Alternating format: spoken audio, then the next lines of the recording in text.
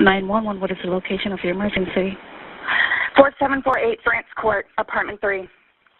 4748, what's the street name? France, F-R-A-N-T-Z. And the apartment number? 3. Is this a police or medical? My boyfriend is dead. Okay, send the line for the fire department. Do not hang up.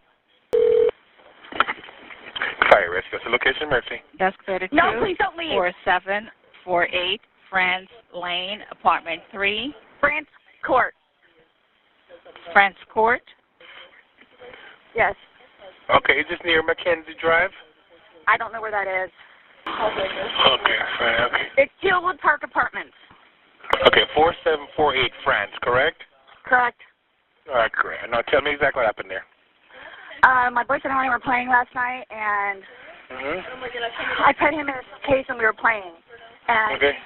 like kind of hide and seek kind of thing. So I fell asleep, and I woke up, and he was dead in the suitcase, so I don't know what happened. Welcome back to the Scream Files, where we dive deep into the most shocking true crime cases. Today, we're diving into a disturbing and controversial case that shocked the country, the case of Sarah Boone, a Florida woman accused of killing her boyfriend in one of the most bizarre and haunting ways imaginable. This case involves domestic violence, deception, and a tragic end that played out in real time on a cell phone camera. Before we begin, please note this video is for educational and informational purposes only. We aim to shed light on real-life criminal cases and raise awareness about the signs and consequences of domestic abuse. Viewer discretion is advised, as some content may be upsetting. Sarah Boone was a 42-year-old woman living in Winter Park, Florida. She lived with her longtime boyfriend, Torres Jr. Their relationship, according to court documents and prior police reports, was turbulent, marked by frequent arguments and a documented history of domestic violence from both parties. Both Boone and Torres had prior arrests involving assaults on each other. This wasn't a case of one-sided abuse. It was a cycle of toxic behavior and escalating conflict. Despite this, they continued to live together. On February 25, 2020, Sarah Boone called 911 to report that her boyfriend was dead. When police arrived, she told them that she and Torres had been drinking wine that night and decided to play a game of hide and seek. According to Boone, Torres voluntarily climbed into a suitcase and she allegedly forgot he was in there and went to bed. Hello there. Hi. You live here? Yes. Okay, I'll talk to you. We gotta get some information from the fire department. The property manager. I don't know if I should go tell him really quick, or just so he knows what's going on. Where is he at? He wants that way. Oh, don't worry about that. We'll take care of that for you, okay?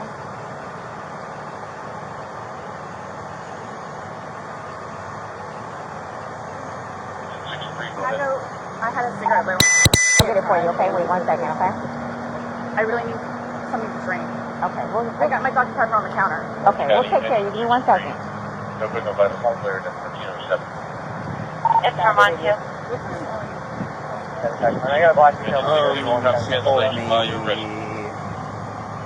Put the time. Thank you very much. That you called it? Yeah, I put that right there. You got the time you called it? Okay, perfect. You can't go back inside. What's going on? Who is he to you? Boyfriend? Yes, for like 3.5 years. What happened? He and I, we drank last night. We had a. Can you pass this to the around to the FD guys? Stop. They need to sign that for sure. They're with me, so they're. Oh, they're not leaving? Okay. I think I walk around. No. Each of them has to. This might be a real thing. So each of them has to put their name in. Normally I just put everybody. Yeah, you call it working. What's going on? So I just got here, so fill me in. No problem. Like, Yeah, he and I were putting a puzzle together. We've been doing some artwork together. You are putting a puzzle together? Yes, we have a puzzle that we started in there. Okay. We've been doing art, trying to take the stuff off the wall to make new art put up there, like having a good time with one another. But we're drinking. We had a bottle of wine last night. Okay. So then it's like, we decided to play hide and seek, right? Okay. So he gets in the suitcase, okay? Who is this guy? That's my ex-husband, my former husband. How did he live here with you guys? No, I called him over here. Okay. I didn't know what to do. Okay. I didn't know what to do. Okay. So then he came over here. Here, let's talk in private, okay? I called you guys. I tried wanna giving keep him rubbing CPR. The problem is I fell asleep. When did you do CPR? This morning when I found it. Before you called? Yes! It's 1 o'clock right now. I tried I was awake, but I actually got out of the bed at like 12:30ish, whatever. So I came downstairs, and I was like, oh, he's in the suitcase still. And that's when I found him, and I took him out, and I tried doing CPR, and then I called him, and then I called you guys. Did he get here before the fire department got here? Who? Your husband or Yes. your ex-husband? Yes. Okay. Where does he live at? Right down the street. Okay. So you were playing and who zipped him up in? I did, but then I fell asleep. Okay. So, you're okay. I wasn't here. I'm just trying to figure out what I happened. fell asleep, so I don't know if he suffocated or like had an aneurysm or a heart attack or What what. kind of medical conditions does he have? None that I know of. Nothing that you know of. None You that I didn't take know any of. medicine No, last night? no. No medicine. All we had was a bottle of wine. Literally, just a bottle of wine. Okay. Doing puzzle artwork. Then we decided to play hide and seek. Mm-hmm. That's all that happened. Okay. So I don't know if he had a heart attack or what in there. Like, I don't know what happened. So how long were you doing CPR on him prior to you calling 911? You tried that all morning? Yes. Okay. And then I called him while I was What doing time CPR. did you start? Probably, give me a rough ballpark. Here, let me fill this deputy in, okay? Please, may I have my Dr. Pepper? I am Hold on, so one cotton second, mouth one right second. now. Ma'am, and you can't talk to him until we get done with Fine. this, okay? Just don't leave, okay, Brian? Thank you, ma'am. Well, I'm Appreciate it. Thank you. I'm getting booted. I know. Do me a favor. Stand over there by that car. Give me 1 second. 222 Charlie. Just give us a second, okay? We gotta- Somebody else on that call operation. It's on the counter. I can't move anything from out of the house. I'm so thirsty. Like, I'm going making... Here, I want you to sit down because I don't want you passing out. This is probably a lot for you to deal I with, need right? Sit, May I I have don't. water? Just water. I can get you some water, okay? Just I want you not on your feet because I don't want you passing out on me. Generator call. I need, please, I need water. Okay, I'll get some for you. 222 Charlie, put you on it. Hey, Sarah.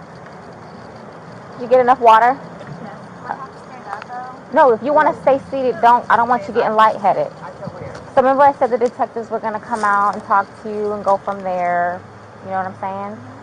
They're here. They're going to ask you a few questions and then go from there, okay? All right. All right, Sarah. My name's Chelsea.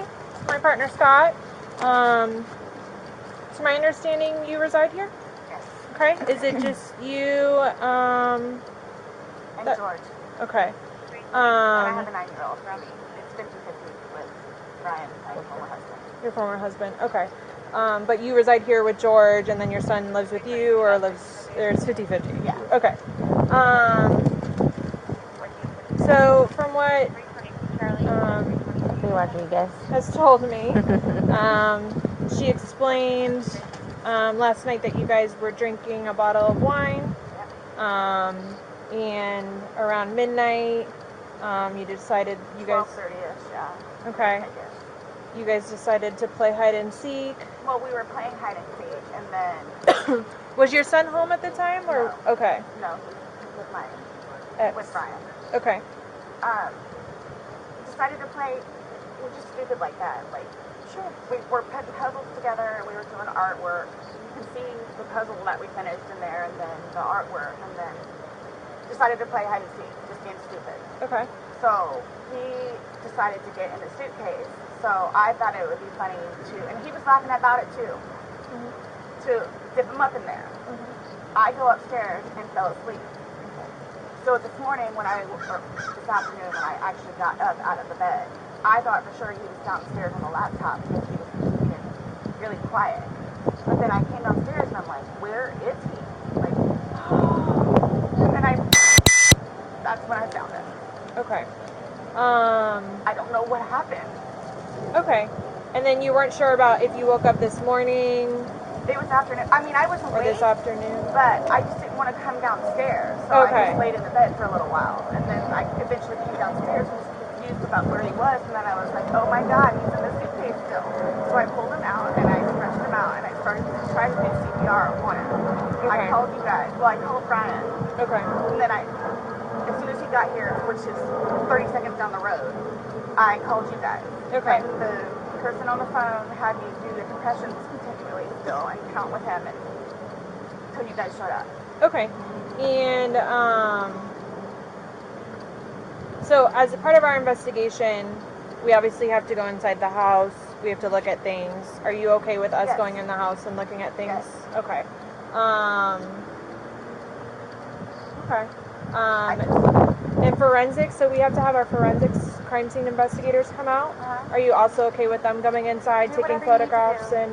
Whatever Okay. you need to do. Okay. Can I ask, is Ryan, or Ryan, I'm sorry, George, was he diagnosed with any kind of medical history? Not that I know of.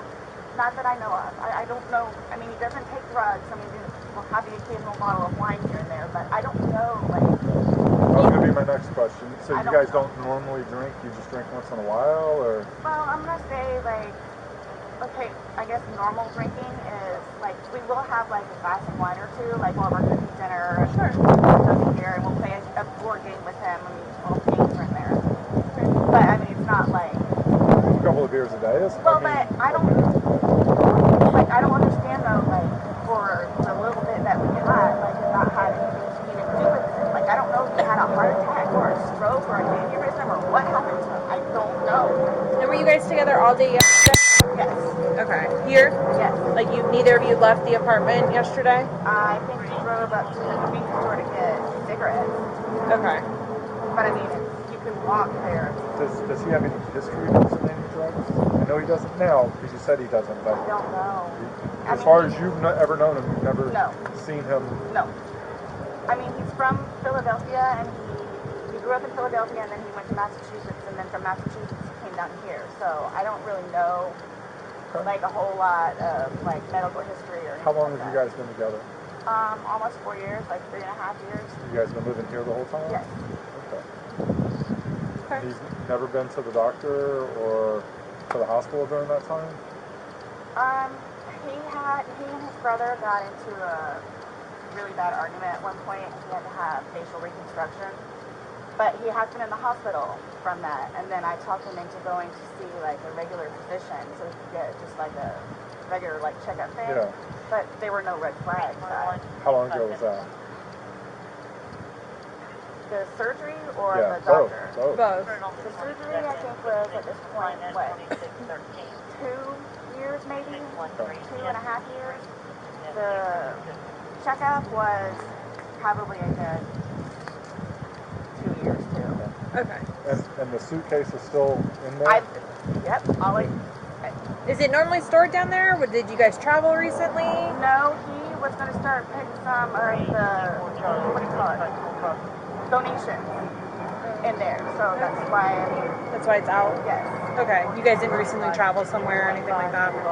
After you zipped them up, did you move the bag around and mess with them at all, or you just zipped it up and walked away and I laughing? both were laughing about it, but I went upstairs and I fell asleep. Okay.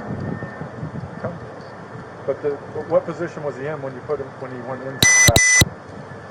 Was he sitting on his rear end and his head up and he just kind of bent over? Okay, so like this is the suitcase. Like this was his head and then his knees right here and his feet were down. So he was laying on his side? Yes. Yes. You just closed the flap and zipped it around him? Okay. I believe we were playing. Understandably, okay. So he said that I needed to tell you guys about his family. Like, who do I talk to about that? We're gonna do that once we walk through and see. Yeah, we're not going anywhere. We're gonna be here for a while. I'm just telling you, like, this is gonna be a while. I'm afraid for my life. I want you to know that. I am afraid Why is that? for my life. His family have never liked me. I'm the blue-eyed white devil, is what they call me. So they've never liked me. They've never taken me in. They've never accepted me. I'll put it that way. Have you called any of them? We talked to his daughters yesterday. No, I mean, like, about this. Does No. anyone know? Okay. So no one's gonna know until we will be making that notification. So they're going to kill me.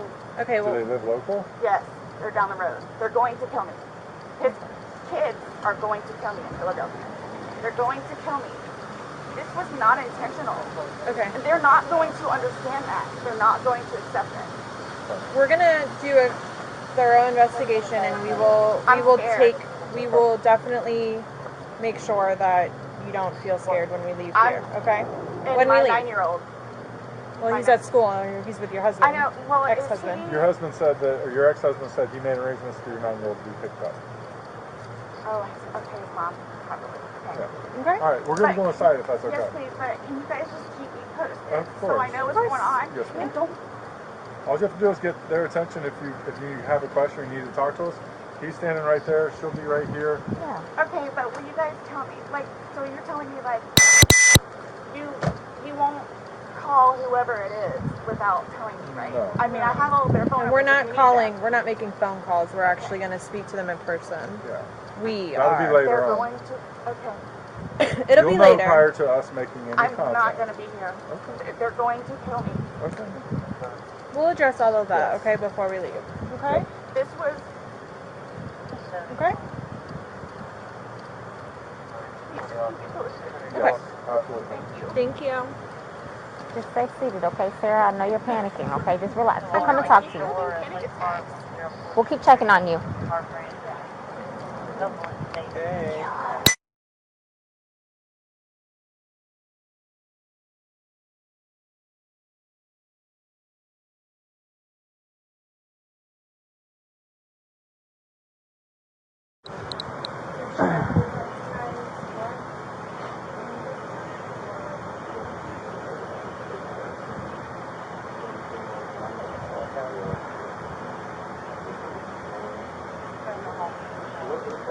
They're coming out now. I'll get you somebody, okay?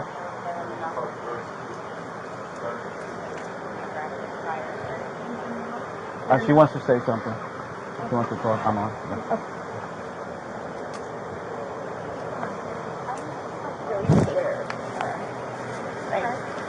Well, we're don't here, know so anything though, like why or how? So we will not know the answer to that because we're not doctors. So what's going to happen is he's going to go to the medical examiner's office and he'll have what's called an autopsy. Yeah. That'll be first thing tomorrow morning. I'll know a lot, hopefully a lot more tomorrow morning as far as him. But I cannot, there's no way I could say how, why. So just by looking at him, like, why is he purple? Oh, that's normal when someone passes away. Lividity turn. as soon as the heart stops beating, the blood starts to settle to the lowest points of the body, and then it just becomes very pronounced. So that's just called a public fluid. It happens every night. I'm like really scared. I want you guys to know that. You Like, have, you have all these deputies here, so while we're here, nothing's going to happen to you. Before we go and make any notifications, you'll have plenty of time to leave or do what you need to do. Whatever you need to do, okay? And we can talk about that more in length, but yeah, it's not going to be a surprise. Real quick, and then, but like, I don't, like, this was totally, like, not intentional. Like, that's what I'm scared about too, like. We'll have all the answers. We'll have a lot more answers tomorrow after medical examiner looks at them.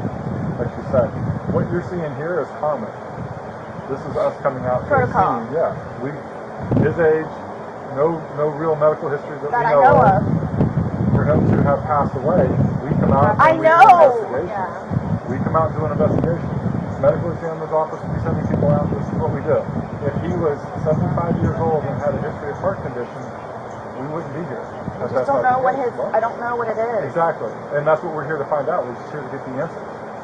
The answers that you want, the answers that his family's going to want. I just really want to see my son. Like, I really need to see my son. Well, I mean, I know I can't go anywhere, but... Right. So, do I just, like, sit out here and wait for you guys? If you would, yes, please. Does anybody else having to show up, or everybody's here that needs to be here?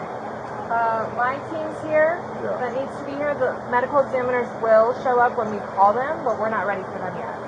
So they're going to take him, they're going to take some photos, take him, but that's towards the end of it. And they'll be called well in advance when we're ready for them, but we're not ready for them at this point. So we won't be calling them quite yet. Okay? So like I said, I got to go do some paperwork. They're going to chat. Listen people, and then we're going to come back and talk to you if you're okay with that. Yes, please. So just give us a little bit more time. Like I said, I need to go and do that, and he's going to go do but do you guys tell his family, like, today or after tomorrow? We have to. It's the law. We have to go and make contact with the family. Yeah. They have to be notified. Once our investigation is pretty much complete here, once we leave here, we will be going to... But again, you'll know. I'm not going to just go and do it without you knowing. You'll know. We'll talk to you prior to doing anything like that. But how, I mean, I understand what you guys and how you do it, and, you know, So, but like, what do you just tell him? What do you tell his parents? Like, what's the reason? Passed away. We tell them what we know at that point. Yeah. We tell them the truth.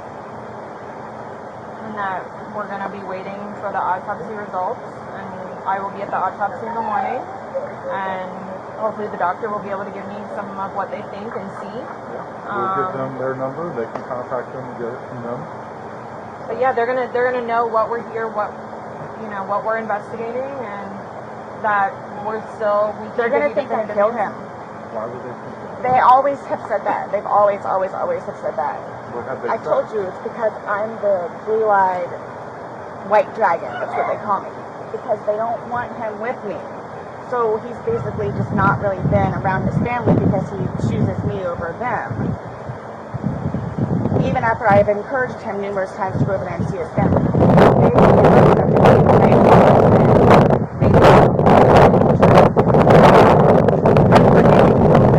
Where they've never accepted me, and everybody in the family has kicked my ass. So, especially his sister. He had to pull her off me one time. Do you have somewhere safe that you can go tonight? Both my parents are deceased, my grandparents are deceased, my aunt and uncle are deceased. I got nobody. I have a brother that's in the Marines, and then I've got another one that's in jail. Unless your brother that's Marines is local? No. Well, in Altamont, but I think he's doing whatever Marine thing he's doing. But the only way... Your phone's inside, correct? Yes. Does he have a phone? No. He doesn't have a phone. He used my phone. He uses your phone. Yeah, we did it share a together. phone. So, the only place I could go is over to Brian's house. So, I don't think he'll have a problem with it. Okay. So... Well, like I said, we're not going to leave here. If you do not feel safe, you're not going to leave here with you not feeling safe. Because then we're liable. And then his ex-wife in Philadelphia. Well, she's in Philadelphia, I guess. Shoot. There's going to be a funeral. Right. That you're talking like days and No, I'm talking right here, right now. So let me do my investigation. Let me go do this paperwork that I'm talking about, because we can go back and forth about what ifs like all day long. I know, sorry. I promise we're not going to leave here for you and you not feel safe. Okay? Please. Okay. I don't even know what to tell you. It's okay. Just take a seat, have some water, give us a few minutes, let us do our thing, and we'll be back to talk to you, I promise, okay? Like you said, you need us again, just let them know. Okay. Thank you. Okay. Thank you. You're welcome. Yeah. Go ahead and type. Okay. Sit down and type and keep like eyes on. Do you have anyone in here? There's nobody here, just me. Okay, that's fine. You're right there, right? Yeah. Sit there and type. You're fine. I have relief coming, so just get free.